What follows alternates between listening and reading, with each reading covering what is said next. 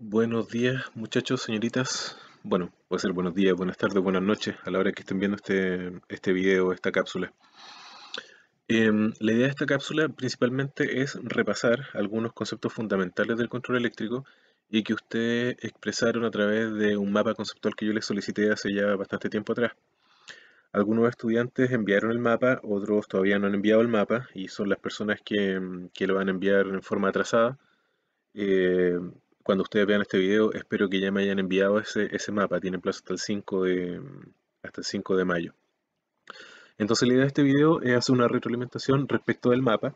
Yo a la mayoría de los estudiantes que me escribió, o sea, a todos los estudiantes que me envió el trabajo, yo les respondí al correo y les expliqué algunas cosas que podrían haber agregado, ¿ya? La mayoría de los mapas estaban bien encaminados, algunos estaban un poquito incompletos. Entonces la idea es que con esta ayuda ustedes puedan completar ese mapa, ¿ya? Me interesa que tengamos súper claridad respecto de lo que se trata del control eléctrico. Entonces, para eso esta cápsula. Entonces, bueno, decirles siempre que estamos trabajando con una fuente que es el telesquemario, ¿ya? Del fabricante Schneider. Y ya se lo mostré en clase y eso también yo lo subí a internet por medio del Schooltrack. Así que ahí ustedes pueden también, si quieren, profundizar. Bueno, entonces, el concepto de control eléctrico. Eh, ¿A qué se dedica el control eléctrico? Se dedica a controlar procesos, ¿ya? A controlar procesos ya sea de tipo industrial, de tipo comercial y de tipo domiciliario o doméstico, como quieran. Ahora, nosotros vamos a estar trabajando principalmente con procesos de tipo industrial. Por lo tanto, el control eléctrico nosotros lo vamos a asociar al control de procesos industriales, aun cuando también podrían estar controlando procesos en aspectos comerciales o domésticos, ¿ya? Pero nosotros nos vamos a enfocar principalmente en el área industrial.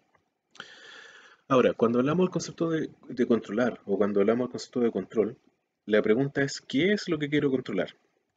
Y lo que quiero controlar son elementos o máquinas o equipos que se llaman actuadores, o también se le llaman elementos finales de control. Porque eso es lo que yo quiero controlar, ¿ya? Lo que finalmente quiero controlar, porque eso es lo que va a hacer cambiar mi proceso, ¿ya?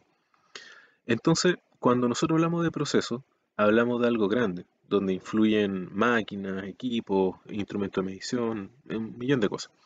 Entonces, nosotros decimos, bueno, pero ¿cómo será posible controlar todo un proceso? Justamente a través del control de los actuadores.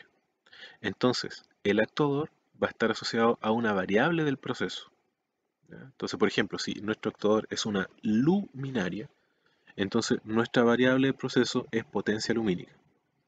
Si nuestro actuador es un calefactor, entonces nuestra variable de proceso es temperatura. Esa es la lógica que hay que seguir. Entonces es fundamental conocer cuáles son los actuadores. Entonces, respecto a los actuadores, existe una gran cantidad de actuadores, ¿ya? Nosotros vamos a mencionar en esta presentación alrededor de 5 o 6.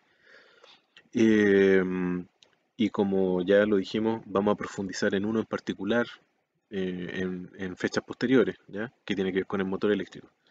Pero el motor no es solamente el único actuador que existe, sino que existen varios. Ustedes ya conocen, por ejemplo, a las luminarias. Las luminarias existen de diferentes tipos. Están las luminarias incandescentes, están las luminarias también fluorescentes. Ustedes ya trabajaron con esto el año anterior. Están las luminarias halógenas, aquí se nota el foquito halógeno. Las luminarias de aluro metálico, que son ya de tipo más industrial, como las que tenemos en el gimnasio del colegio. Y también tenemos las luminarias tipo LED. Entonces yo les coloqué aquí los LED solamente para indicar que todas estas formas de luminaria, todos estos encapsulados, ahora en la actualidad incluyen LED. Entonces ya no van a encontrar ampolletas incandescentes, sino que van a encontrar ampolletas LED, pero lo van a encontrar con el mismo formato. Es decir, una ampolleta incandescente va a tener el mismo formato que una ampolleta actual LED. O un foco halógeno ya no va a tener la ampolletita halógena, sino que adentro va a tener LED, pero la forma va a ser la misma. Incluso estos que son de campana, adentro ya no van a tener la ampolleta de aluro metálico, sino que van a tener LED. ¿Ya? Así es que cuando hablamos de controlar un proceso con luminaria, entonces estamos hablando de un sistema de iluminación y lo que yo quiero controlar es la potencia lumínica. Esa es mi variable. ¿Qué otro actor tenemos también? Calefactores, como los que tienen en sus casas, en los hervidores eléctricos. Si ustedes desarmaron un hervidor, se van a encontrar con calefactores de este tipo, que son unos fierros que adentro tienen resistencia eléctrica que se calientan y generan radiación, digamos, ¿ya? O también pueden encontrar de este tipo, así como medio serpenteantes. Son calefactores eléctricos, o también como los cables, heat cable que instalaron el año pasado en calefacción. Todos son calefactores, ¿ya? Calefactores eléctricos. Pero también existen este tipo de calefactores que no son tan comunes, porque estos ya son de tipo más industrial, donde estos calefactores lo que hacen no es calentar superficies como los que ustedes conocen, sino que lo que ellos hacen es calentar el aire para controlar la temperatura en un espacio, en un volumen, ¿ya? Cuando uno trabaja con madera, o las empresas de celulosa que trabajan con madera, cuando sacan la materia prima, la madera tiene humedad, entonces se debe secar y entran a lo que se llaman las cámaras de secado, que son hornos, al fin y al cabo, donde entra la madera húmeda y a través de aire caliente la madera se seca, se le saca la humedad. Entonces existen este tipo de calefactores donde adentro está su resistencia, tiene su disipador y tienen estos motorcitos y estos motores entonces empiezan a tirar el aire caliente hacia allá y ese aire caliente choca contra la madera y se lleva la humedad. Así que aquí también tenemos calefactores que no es solamente el calefactor, sino que también incluye un motor. En este caso, para la imagen, un motor de corriente continua. Así que cuando nosotros estamos trabajando con calefactores, el proceso que estamos controlando o la variable del proceso es la temperatura. Después tenemos los motores, como ya los conocemos, ¿cierto? Y los estudiaron en máquinas también el año pasado. Existen diferentes tipos de motores. Motores de continua, motores de alterna, monofásicos, trifásicos, motores de imanes permanentes, una gran cantidad de motores. Ahora, lo que nosotros vamos a utilizar en el laboratorio son este tipo de motores, que se llaman motores trifásicos tipo jaula de ardilla. Y estos motores nos van a permitir a nosotros controlar diferentes tipos de procesos, ¿ya? Van a estar dentro de diferentes máquinas. Por ejemplo, este motor también podría ser parte de un calefactor, ¿ya? Este motor podría ser parte también de un compresor, una máquina que lo que hace es que comprime aire dentro de un receptáculo, digámoslo así. Esto también podría mover una cinta transportadora. Esto también podría mover una grúa para levantar carga, como esas grúas que ustedes ven en las construcciones que mueven materiales. Este motor puede estar aplicado a una cantidad muy grande de procesos, ¿ya? Entonces es muy versátil el motor. ¿M? Por lo tanto, cuando nosotros decimos estamos controlando un proceso donde el actuador es el motor, entonces nosotros lo que podemos controlar aquí es velocidad. Bueno, primero que el motor se encienda y se apague, o sea, encendido y apagado. Podemos controlar el sentido de giro, si va a girar en giro horario o antihorario. También podemos controlar la potencia del motor y también podemos controlar la velocidad del motor. Para controlar el encendido, el apagado y el sentido de giro, necesitamos control eléctrico o electromagnético clásico, donde vamos a tener accionamientos, contactores, relés, ese tipo de cosas. Solamente electricidad, digámoslo así, ¿ya? Pero cuando queramos controlar la velocidad y la potencia, entonces ahí necesitamos de electrónica de potencia, que eso lo vamos también a estudiar en el módulo de IEP. Y la electrónica de potencia en el control eléctrico se caracteriza o se especifica en concreto por dos equipos. Uno se llama partidor suave, que lo que hace es que toma el motor, controla el voltaje que se le aplica y el motor empieza a partir suavemente, parte lentito y va aumentando velocidad, aumentando velocidad, aumentando velocidad hasta que llega a su velocidad nominal. Y el otro equipo de la electrónica de potencia que se utiliza mucho en control eléctrico es el variador de frecuencia.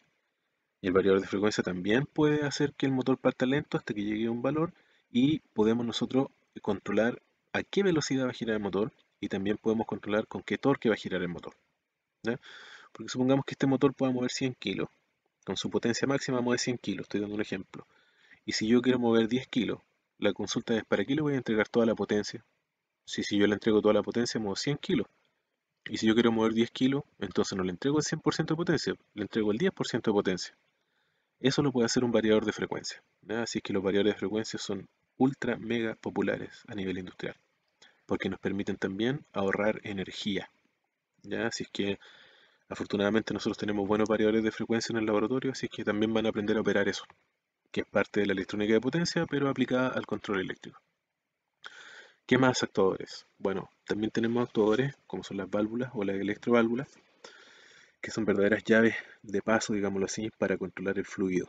¿Mm? Aquí el fluido puede ser algún tipo de líquido, líquido puede ser agua, puede ser aceite, puede ser petróleo, ¿ya? Y otros fluidos que no son líquidos, pero que se entienden como si fueran fluidos, como por ejemplo el aire comprimido. El aire cuando se comprime se comporta como si fuera un fluido. Y lo mismo el gas, ¿ya? Entonces, existen electroválvulas para fluidos líquidos y para fluidos gaseosos, llamémoslo así. Ahora, esta electroválvula en el fondo es un elemento electromecánico, al igual que el motor, porque tiene una parte eléctrica, que sería la solenoide, disculpen, o la solenoide o la bobina, y tendría una parte mecánica que sería la válvula propiamente tal. Entonces nosotros podemos energizar o desenergizar esta válvula para que se abra o se cierre.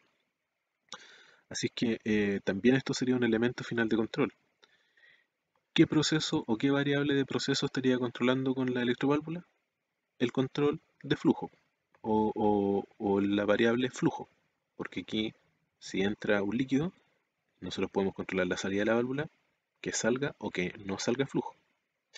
Esta válvula o electroválvula solenoide nos permiten controlar la abertura y el cerrado de la válvula, pero no nos permiten controlar el porcentaje de abertura.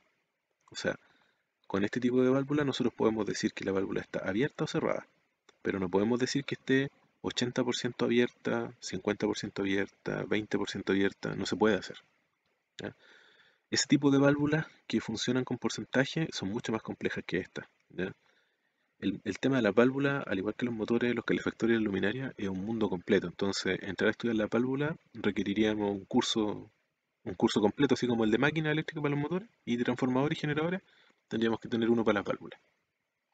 De todas formas, yo les voy a complementar un poquito el funcionamiento de la válvula en esta misma cápsula para que no les quede tanta duda, digámoslo así, ¿ya? Esta válvula en particular se lo voy a explicar súper rápido. Y también tenemos, como ya lo vieron, ¿cierto? Los cilindros, ¿ya? Los cilindros son como los análogos a los motores, pero para movimiento lineal. Ya sabemos que el motor genera movimiento rotatorio, ya sea sentido horario o antihorario, y el cilindro genera movimiento lineal hacia afuera o hacia adentro, ¿ya?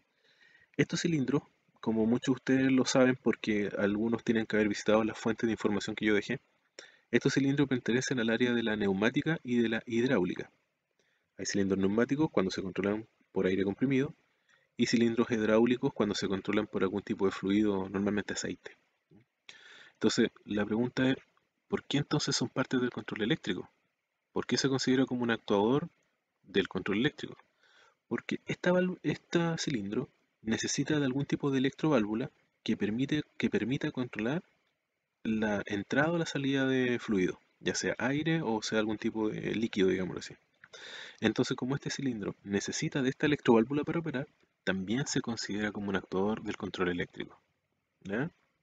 Ahora, ¿cuántos tipos de cilindros o actuadores neumáticos o hidráulicos existen? Uf, otro mundo, ¿ya? Entonces, existen de simple efecto, de doble efecto, neumáticos, hidráulicos, de diferentes potencias, diferentes tamaños, diferentes encapsulados. Entonces, es un tremendo tema la neumática y la hidráulica. ¿M?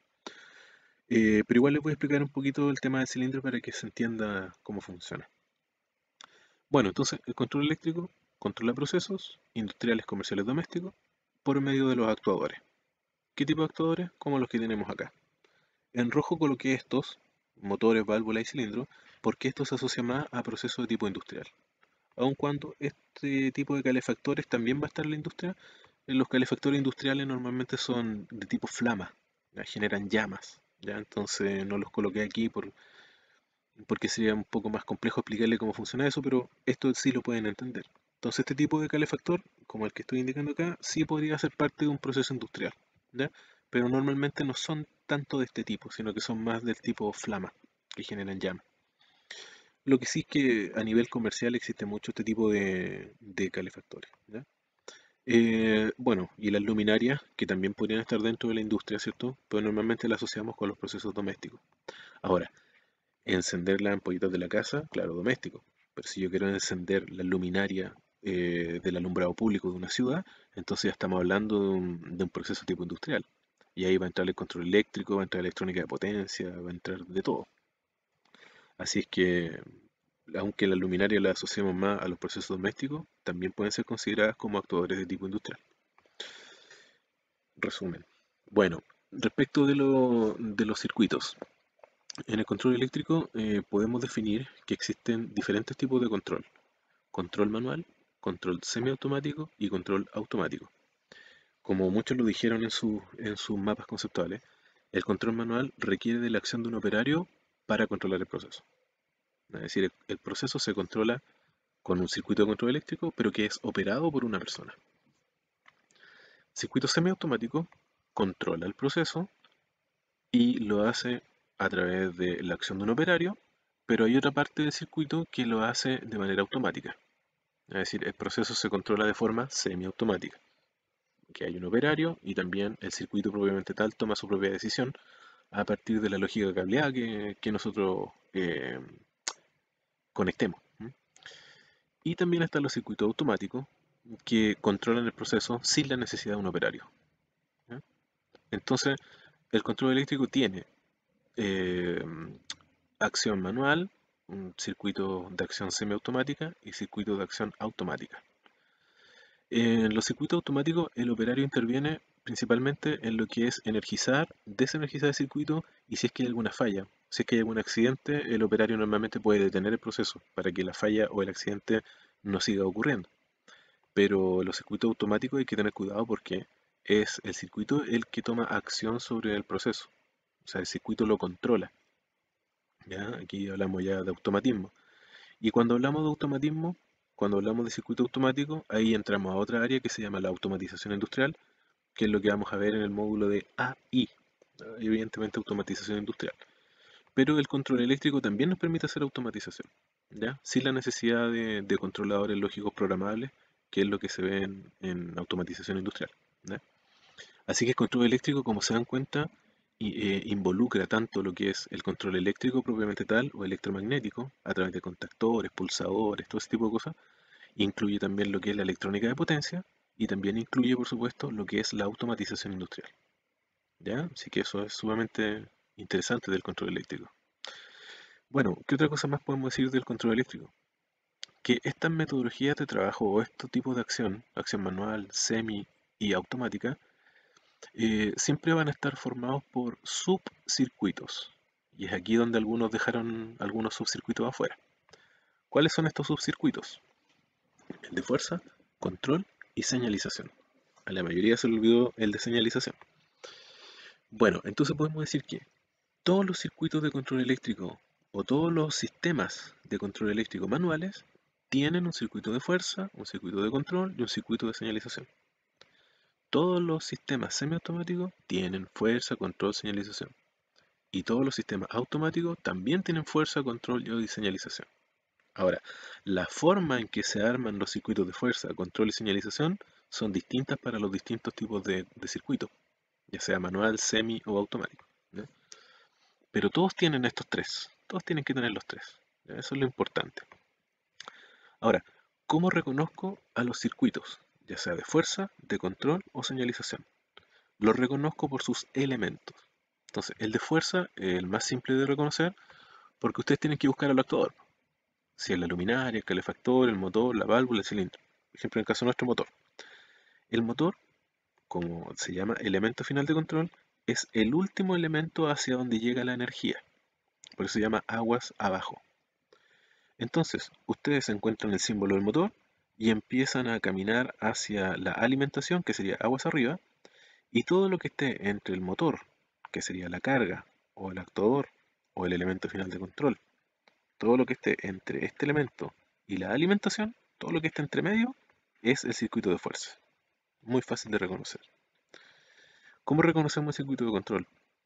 Porque tenemos que buscar los accionamientos, los pulsadores, las botoneras, los selectores, las paradas de emergencia, las bobinas de los contactores, todo ese tipo de, todos los contactos, todo lo que sea contacto, contacto auxiliar, ¿no?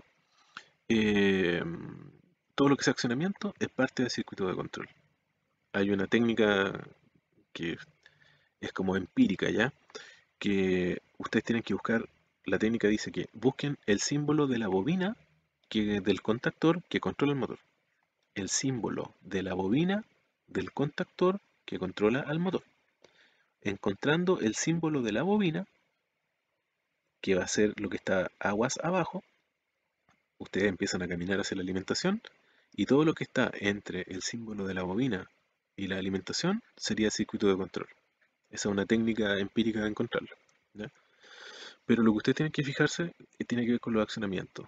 Todo lo que sea interruptores, pulsadores, selectores, paradas de emergencia, bobinas de contactores, ese tipo de cosas. Y en el circuito de señalización, ustedes tienen que identificarlo a partir de la identificación de los símbolos de luminarias, luces piloto, baliza principalmente, y también de todo lo que son alarmas, chicharras, sirenas, bocinas, ese tipo de cosas. Entonces, eso va a ser el último elemento, o va a ser el elemento final, y ustedes empiezan a caminar aguas arriba, y todo lo que está entre medio va a ser el circuito de señalización. Recuerden que el circuito de control tiene por función controlar al circuito de fuerza. Y el circuito de fuerza tiene por función controlar la energía que le llega a los actuadores. El circuito de fuerza controla la energía que le llega a los actuadores.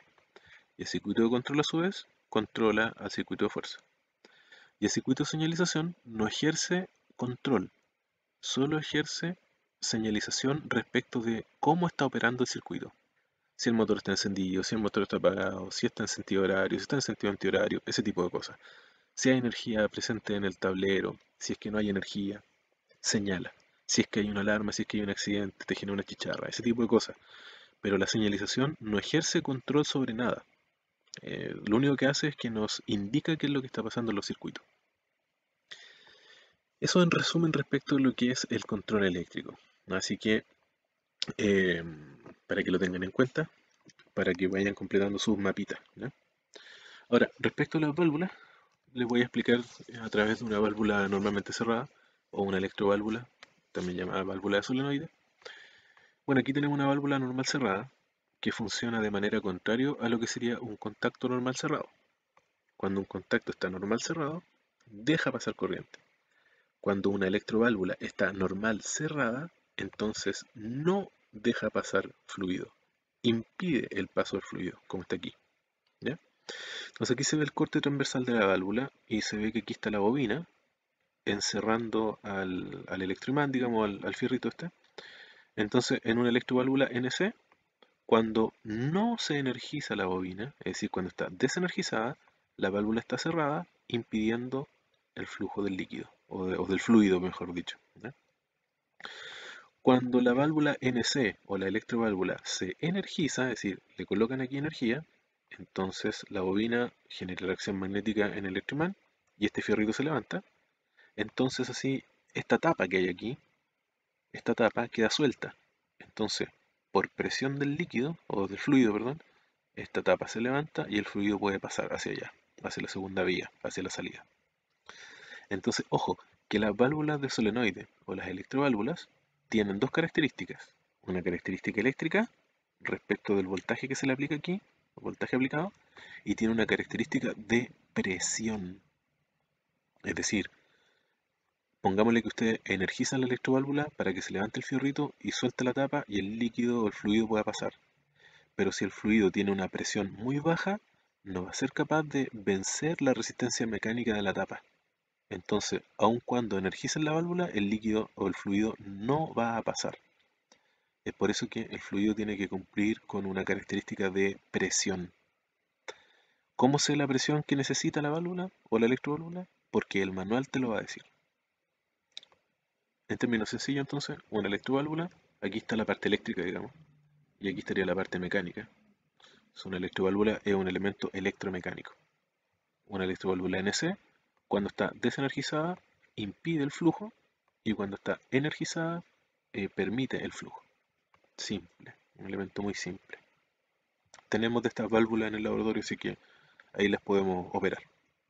Ahora, las electroválvulas existen en continua, existen en alterna, en diferentes voltajes, así que eso hay que también considerarlo. Bueno, y cilindro neumático, aquí les voy a explicar el de simple efecto, Aquí tenemos el cilindro con su cavidad, todas sus partes, el émbolo, la culata trasera, la culata delantera, digamos así, el vástago, etcétera. Aquí está también un corte transversal del cilindro y podemos ver que tiene una cavidad por donde entra, en este caso, el aire comprimido. Esto es neumático, pero si aquí entra aceite sería hidráulico. Entonces el aire comprimido entra aquí y ejerce fuerza el émbolo y el émbolo se mueve. Se dan cuenta que aquí hay un cuadradito y aquí hay un espacio. Entonces todo este émbolo se va a mover y va a llenar este espacio, generando que el vástago salga. Es decir, todo este pedazo de vástago en el fondo va a salir. Es decir, este pedacito que está aquí se va a empujar hacia acá. Eh, cuando haya aire, ¿ya? El aire aquí empujando hacia afuera, digamos. Y cuando ustedes cortan el aire se cuela, de alguna forma se cuela, tiene un orificio para, como dice ahí, para desairear. Entonces el aire sale y por efecto del resorte esto vuelve. ¿Ya? Este es de simple efecto, pero también hay de doble efecto. Bueno, no me quiero extender tanto en esto, simplemente explicarle que este es un actuador, aquí como se dice neumático. Entonces, para explicar que, bueno, entonces esto no sería el control eléctrico porque el neumático no tiene electricidad por ninguna parte. Entonces, no, porque para controlar el flujo de aire comprimido que entra, se necesita una electroválvula. La electroválvula ya es eléctrica. Por eso que también se considera a este cilindro como parte de un elemento final de control, de circuito de control eléctrico. Y aquí tenemos su simbolito, ¿ya? El símbolo de un cilindro de efecto simple. Bien, eso para complementar, digamos, como conocimiento extra. Respecto entonces del funcionamiento, o del más que funcionamiento, del hacia dónde apunta el control eléctrico. ¿Cuál es la habilidad que tengo que aprender en control eléctrico? La habilidad que tienen que aprender está asociada a el montaje de tableros, ¿ya? Desde los más simplecitos, tableros chiquititos como estos que están aquí, hasta los más grandes que también se les llama gabinetes.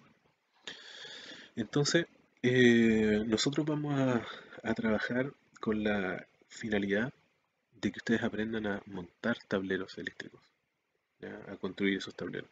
Eso es algo importante como competencia laboral. Así que no perdamos el norte, ¿ya? Si bien es cierto, aquí en los tableros no aparecen los motores, los calefactores, ese tipo de cosas, no, porque esos están instalados en el proceso. Aquí lo que nosotros instalamos en el tablero son los circuitos de fuerza, de control y señalización. Pero todo lo que es actuador está fuera del tablero, instalado en el proceso, ¿ya? Así que eso hay que tenerlo en cuenta también. Esa es la finalidad, ¿ya? Aprender a montar tableros eléctricos. Hay algunos tableros eléctricos que ustedes han visto, como los que están en el laboratorio, ¿cierto? Hay diferentes tipos de tableros de protecciones y también tenemos tableros eléctricos de control que nos permiten, valga la redundancia, controlar el sistema de iluminación que tenemos en el laboratorio. También hay tableros de control eléctrico en el colegio, ustedes lo han visto, por ejemplo, en el gimnasio, para encender las luces, ¿ya? Para bajar y subir el telón, ese tipo de cosas. Bueno, entonces, ¿cuál es la tarea? La tarea es, primero, revisar este video nuevamente, teniendo a la vista el mapa conceptual que desarrollaste, que desarrollaron. Una vez que tú lo vayas comparando, la idea es completar el mapa conceptual con aquello que te faltó mencionar y que yo les retroalimenté a través del correo. Y una vez que tienen completo, me lo envían hasta el día miércoles 13 del 05 a las 17:20 horas como plazo máximo. La idea es que fotografíen el cuaderno igual como lo hicieron anteriormente. Esa es la tarea hasta este momento. Vamos a poner un poquito de pausa. Bueno, para no alargar tanto el video, porque la idea es que no sea más largo de 30-35 minutos. Quiero solamente mostrar un poco algunos ejemplos, ¿ya? De mapas conceptuales que llegaron, ¿ya? Por ejemplo, el mapa de Ignacia Martínez, que está súper bien hecho, muy clara la foto, se entiende todo súper bien, la letra está perfecta, entonces fácil de revisar. Ella complementó bastante el tema del control eléctrico y habló bastante de lo que era, como se dan cuenta aquí, el contactor, habló también de los pulsadores, los accionamientos, bien. Pero respecto del concepto de control eléctrico, claro, habló de los circuitos de control, los circuitos de fuerza, faltó el circuito de señalización y también habló un poquito acerca de los circuitos automáticos, semiautomáticos y manuales. Pero faltó complementar respecto a lo que conversamos recién. Entonces aquí habría que complementar un poquito más para que el mapa estuviera ya totalmente, digamos, eh, totalmente completo, valga la redundancia, ¿ya? Pero este mapa está muy bueno, este tipo de fotos está muy bien sacada, así que muy bien este trabajo. También llegó, les voy mostrando en orden ya, aquí el mapa de un estudiante, que es Lucas Herrera, y el mapa igual está bueno, está clarito, la foto se ve bien, todo bien, explicó bastante, pero no le colocó el nombre, no le colocó el nombre, ¿ya? Entonces tiene que venir con su nombre. Pero este mapa va bien encaminado. Igual aquí faltó completar algo así que ya se lo comenté a Lucas por correo. ¿M? Así es que igual hay que complementar este trabajo, pero también está muy bien. Otro tipo de trabajo que llegó, por ejemplo, el de Joaquín Belmonte, que es muy similar al del Lucas, ¿cierto? Se dan cuenta que es bastante similar, colocó los mismos contenidos, que está bien, está bien, está bien. Pero también faltó complementarlo un poco. Faltó aquí el circuito de señalización, ¿ya? Faltó hablar un poquito más respecto de los actuadores, pero están todos bien. Si lo que pasa es que hay que complementarlo un poquito más solamente. Lo que sí es que esta foto está tomada como en perspectiva, entonces de repente cuesta un poco revisarla. Entonces tengo que estar aquí haciéndole zoom a esto, ¿ya? Para poder revisarlo. Entonces la idea es que la foto esté un poquito más recta, ¿ya? La letra se entiende bien, pero podrías igual mejorar un poquito la letra. ¿M? Y también otro ejemplo de lo que hizo la señorita Francisca Aguilera, que también está muy bien hechito, ¿ya? Hizo con recorte aquí como una especie de collage, que me pareció muy bien, muy, muy, muy completo. Hizo algo similar a lo que hizo la Ignacia. Definió los circuitos de fuerza, control, circuito manual, faltó circuito de señalización, y aquí habló respecto a las conexiones del motor, ¿ya? Y definió bastante lo que es el motor y el contactor. Eso está bien, pero faltó complementar más un poquito el concepto de control eléctrico y no ser tan específico respecto de los equipos que están en el control o de las máquinas, ¿ya? Pero el mapa está muy bueno en todo caso, o sea, en ese sentido falta completarlo un porcentaje muy mínimo. Lo que sí es que la foto, si se dan cuenta, me costó revisarla un poco porque aquí está un poco borrosa. Y lo otro, de que el nombre de la Francisca aparece muy borrado, entonces sería bueno mejorar la foto en el fondo, ¿ya? Agregar lo que haya que agregar, pero mejorar la foto. Así que esas son situaciones que a la mayoría le ocurrió, así que por eso lo estoy mencionando, para que no se cometa nuevamente el mismo error. Pero los trabajos que enviaron, la mayoría están muy, muy buenos, ¿ya? Solamente falta completar lo mínimo.